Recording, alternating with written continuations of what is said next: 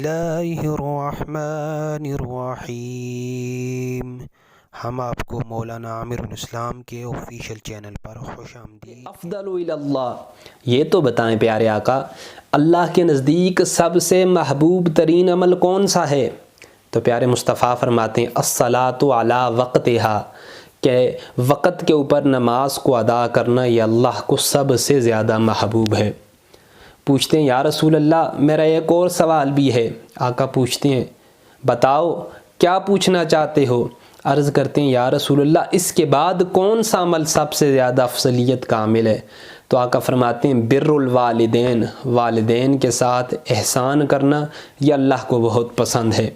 اور تیسرا جب سوال فرماتے ہیں تو اس کے جواب میں آقا فرماتے ہیں کہ ان دو اعمال کے بعد اللہ کے نزدیک جو تیسرا عمل محبوب ہے وہ کیا ہے؟ الجہاد فی سبیل اللہ، اللہ کے راستے میں جہاد کرنا۔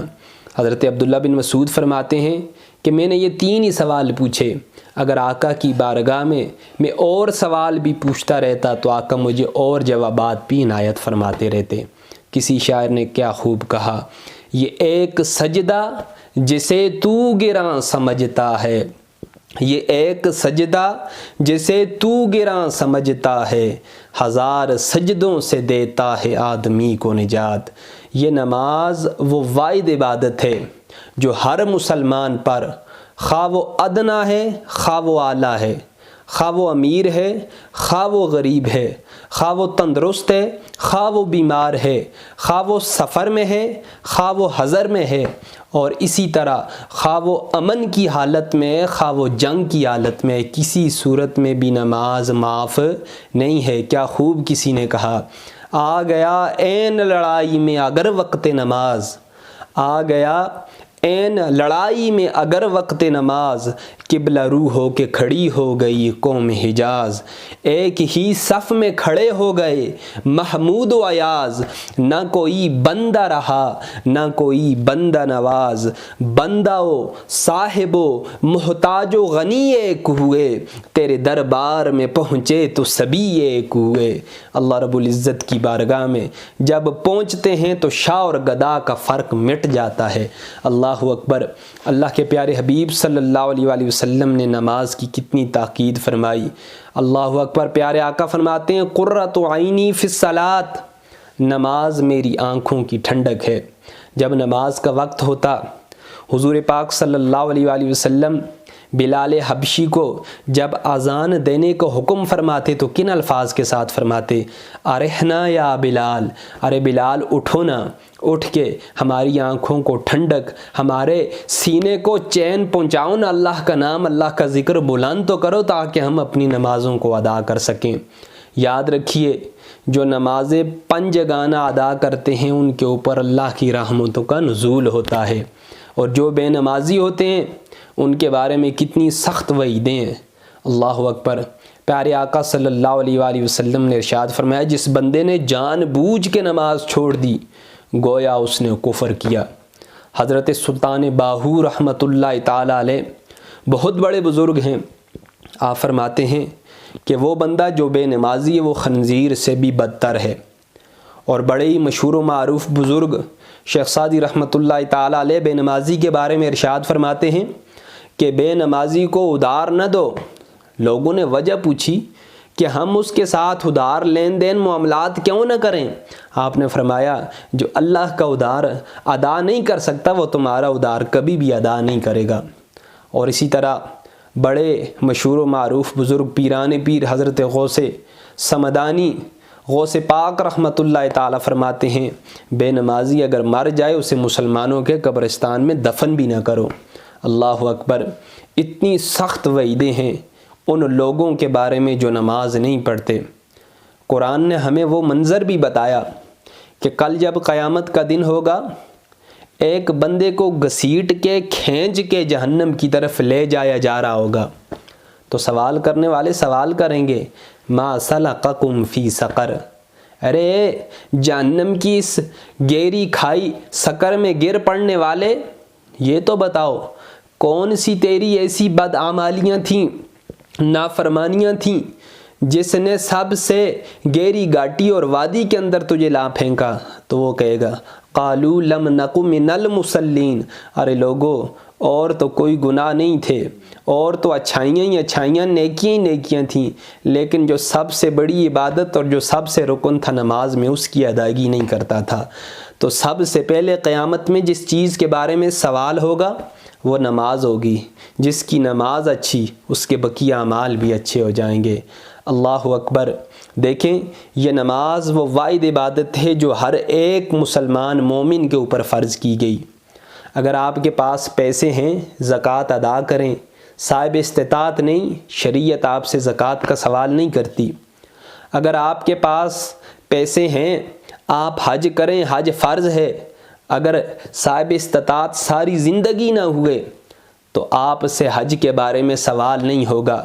جہاد فرض نہیں ہوا آپ کے اوپر، ساری زندگی گزار دی تو جہاد کے بارے میں آپ سے سوال نہیں کیا جائے گا۔ اور رمضان کے روزے 11 مہینوں کے بعد آئے، بیمار ہو گئے، سفر میں چلے گئے، کوئی عذر پیش آیا تو وقت مقررہ پہ نہ بھی رکھ سکے تو بعد میں آپ کے لیے قضا کے چانس ہیں۔ لیکن نماز وہ عمل ہے کہ اللہ کے حبیب فرماتے ہیں کہ اگر تم کھڑے ہو کے نماز نہیں پڑھ سکتے تو بیٹھ کے ادا کر لو، بیٹھ کے نہیں پڑھ سکتے تو لیٹ کے ادا کر لو، اور اگر لیٹ کے بھی نہیں پڑھ سکتے تو اشارے سے کر لو۔ اگر تمہیں وضو کے لیے پانی میسر نہیں تو تیمم کے ساتھ نماز ادا کر لو، لیکن کسی صورت میں نماز سے میرا اور آپ کا چھٹکارا نہیں ہے۔ کسی شاعر نے اس موقع کے اوپر کیا ہی خوب کہا، وقت پر کافی ہے ایک قطرہ بی آب خوش ہنگام کا، وقت پر کافی ہے ایک قطرہ بھی آب خوش ہنگام کا، جل گیا جب کھیت برسا می تو پھر کس کام کا، آج کا پچھتاوا کل کی بہتری کی ضمانت ہے۔ آج توبہ کا دروازہ کھلا ہے، ہم اپنے گناہوں سے معافی مانگ لیں اور آج ہی نماز شروع کر دیں، آج ہی سنت مطہرہ داڑھی کو اپنے چہرے کے اوپر سجا لیں، آج ہی نیک اعمال بجا لانے شروع کر دیں۔ آقا علیہ الصلوۃ والسلام کی حدیث طیبہ، حضور کے پیارے صحابی حضرت سیدنا ابو ذر غفاری بیان فرماتے ہیں کہ ایک روز پیارے آقا سردیوں کے موسم میں باہر تشریف لے گئے تو درختوں سے پتے پیلے ہو کے نیچے گر رہے تھے۔ پیارے مصطفیٰ نے ایک درخت کی 2 ٹہنیوں کو پکڑا اور پکڑ کر ہلایا۔ جب آقا علیہ الصلوۃ والسلام نے ان ٹہنیوں کو ہلایا تو ان سے پتے جھڑنے لگے۔ حضور پاک صلی اللہ علیہ وآلہ وسلم حضرت ابو ذر غفاری کی طرف متوجہ ہوئے اور کہا اے ابو ذر۔ ابو ذر کہتے ہیں میں نے کہا لبیک یا رسول اللہ، رسول اللہ غلام حاضر ہے، ارشاد فرمائیے۔ تو آقا نے فرمایا اے ابو ذر، جس طرح میں نے ان ٹہنیوں کو ہلایا، ان کے پتے جس سپیڈ سے جڑ رہے تھے، جب بندہ مومن خالص اللہ رب العزت کے لیے نماز ادا کرتا ہے تو اس کے گناہ ان ٹہنیوں کے پتوں کے جڑنے سے بھی تیزی سے جڑ جاتے ہیں۔ اللہ اکبر۔ حضرت علی رضی اللہ تعالیٰ عنہ مشہور صحابی ہیں، رسول اللہ کے داماد ہیں۔ اللہ نے قرآن میں حکم دیا وَأْمُرْ أَهْلَكَ بِالصَّلَاةِ، اے محبوب اپنے گھر والوں کو نماز کا حکم دیں۔